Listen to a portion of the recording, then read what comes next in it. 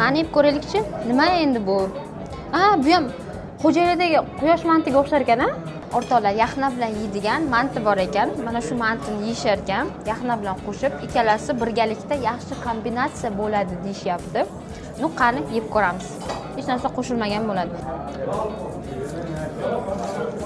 Buni yoyishadi, yog' surib, bunga ustiga ziravor sepishadi. Yaxna bilan yeganda mana shu narsani qo'shib berish kerak. Mantini. Mantini orasiga go'sht qo'shiladi. Dumbasini ham mana qo'shiladi, qo'yiladi. Keyinchi o'rab, qaq buterbrod qilib yeyilar ekanda. Mana shunaqa qilib yeyiladi. Kamron Buxorolik bilan birinchi marta Toshkentdan mana shu yaxna yeyish uchun keldingiz-da. Qanaqa ekan ta'mi? To'g'risi, darajada hayron qoldirmadi, yaxshi, ta'mi bor.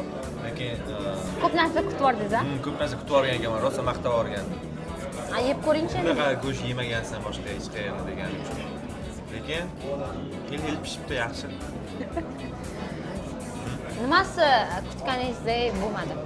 Men o'ylagandim, ta'mi tandir ta'miga o'xshab ketsa kerak. Taxmin qiluvdim, unaqa emas ekan.